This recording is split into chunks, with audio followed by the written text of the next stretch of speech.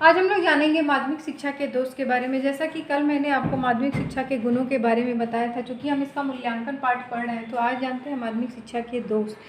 आयोग ने जो भी सुझाव दिए थे वो काफ़ी उपयुक्त थे, लेकिन आज की दृष्टि में उसके कुछ सुझाव जो होते हैं एकदम अनुपयुक्त हैं। तो जो अनुपयुक्त है उसी को हम दोष कह सकते हैं, तो उसी दोषों के बारे में हम जानेंगे। पहला है माध्यमिक शिक्षा का अस्पष्ट संगठन। आयोग ने 7 वर्षीय माध्यमिक शिक्षा की बात की थी, 7 वर्षीय की बात की थी, 7 वर्षीय माध्यमिक शिक्षा की इन्होंने बात की थी।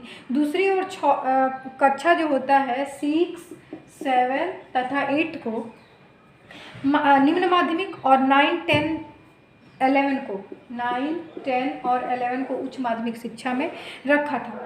इस प्रकार कुल वर्षीय माध्यमिक शिक्षा की बात की गई थी, लेकिन ये काफ़ी अस्पष्ट था। इंटरमीडिएट की कक्षा 11 को माध्यमिक शिक्षा को और कक्षा 12 को स्नातक शिक्षा से जोड़ने संबंधी सुझाव भी दिए गए थे, लेकिन इसका कोई औचित्य नज़र नहीं आता। इनका कहना था, इन्होंने निम्न माध्यमिक शिक्षा को 6, 7, 8 को रखा था और उच्च माध्यमिक शिक्षा में 9, 10, 11 को रखा था, और 12 को इन्होंने बोल दिया था कि किस चीज़ से जोड़ना है, ग्रेजुएशन से जोड़ना है।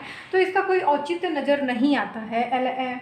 जो आपका 11 है वो 12 के साथ ही जुड़ा हुआ है और आज भी जुड़ा हुआ है। तो माध्यमिक शिक्षा का एक अस्पष्ट संगठन इन्होंने दिया था, क्लियर नहीं किया था। बोझिल पाठ्यचर्या। माध्यमिक स्तर पर 3 भाषाएं और कुल मिलाकर 8 विषयों का अध्ययन। माध्यमिक शिक्षा के बच्चे कितने कम एज के होते हैं?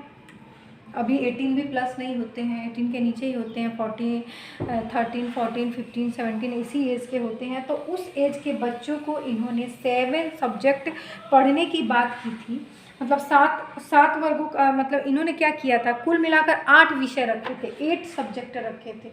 तो बच्चों के लिए काफ़ी बोझिल हो जाता है ना 8 सब्जेक्ट को पढ़ना, तो ये पाठ्यचर्या जो थी काफ़ी बोझिल थी। उसके बाद विभिन्न प्रकार के पाठ्यक्रम। आयोग ने माध्यमिक स्तर पर 7 वर्गों का निर्माण किया था और 7 वर्गों के लिए कुछ विषय समान रखे थे और भिन्न वर्गों के लिए भिन्न भिन्न रखे थे। कुछ ऐच्छिक विषयों को तो 2 या 2 से अधिक वर्गों में रख लिया था। इन सब के पीछे कोई ठोस इन्होंने तर्क भी नहीं दिया गया था। अब जब पूरे देश में 10+2+3 की शिक्षा संरचना लागू हो गई है, तो यह वर्ग विभाजन जो होता है, और चूँकि इसके बाद जो होता है कोठारी कमीशन आया, तो उस समय 10+2+3 का नीति जो होता है लागू कर दिया गया था, तो कोई इसका औचित्य नज़र नहीं आता। उसके बाद अंग्रेजी के बारे में अस्पष्ट सुझाव। अंग्रेजी शिक्षा के बारे में जो माध्यमिक शिक्षा ने कोई भी स्पष्ट सुझाव नहीं दिए थे, और इनका जो सुझाव था काफ़ी उलझा हुआ था। एक और इसे अनिवार्य करने की सूची में रखा, और दूसरी बात इन्होंने इसको अनिवार्य नहीं करने की बात की थी। तो दोनों में रख करके इन्होंने काफ़ी कौतूहल की स्थिति पैदा कर दी थी और असमंजस की स्थिति।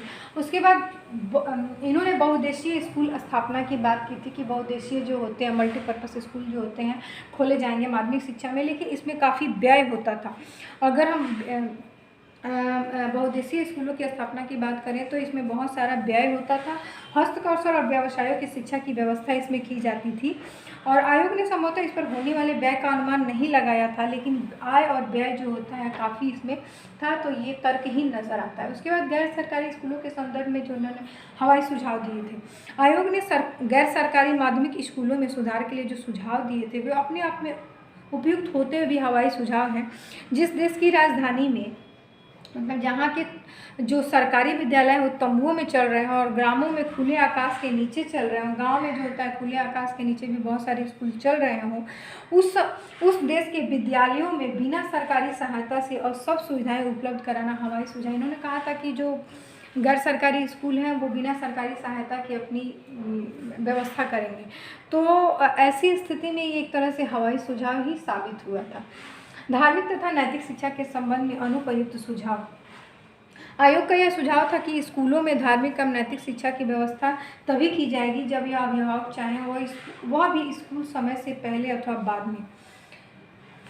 अब देखिए, जब मोरल एजुकेशन की हम बात कर रहे हैं, तो अगर हम बात कर रहे हैं तो इन्होंने बोला कि जो स्कूल समाप्त हो जाए उसके बाद अगर कोई धार्मिक एजुकेशन देना चाहे तो अपने बच्चों को दे सकता है। तो ये अनुपयुक्त सुझाव है ना, इससे बच्चे जो होते हैं पढ़ाई के बाद जो होते हैं काफ़ी थक जाते हैं, तो धार्मिक और नैतिक एजुकेशन के लिए क्यों रुके रहेंगे।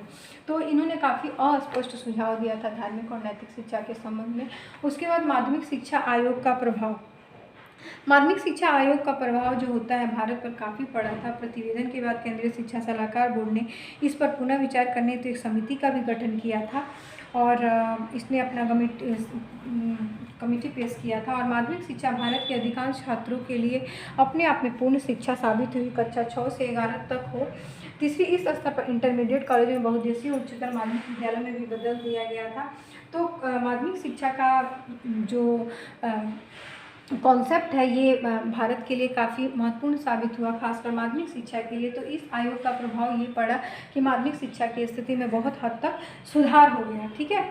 और उसके बाद हम निष्कर्ष में जान सकते हैं कि हम जानते हैं कि हर सिक्के के दो पहलू होते हैं। तो माध्यमिक शिक्षा के भी कुछ गुण थे, कुछ दोष थे, लेकिन कहीं ना कहीं यह एजुकेशन सिस्टम भारत के लिए काफ़ी लाभान्वित हुई और इसने बहुत ब्रॉड स्तर पे सब चीज़ों की बात की थी। तो माध्यमिक शिक्षा के निष्कर्ष में हो जाएगा कि गुण के साथ साथ इसके दोष भी थे, लेकिन अगर दोषों को हटा दें तो गुण भी बहुत इंपॉर्टेंट है। तो गुण के आधार पर माध्यमिक शिक्षा के लिए ये एजुकेशन सिस्टम काफ़ी उपयोगी साबित हुआ। Thank you so much.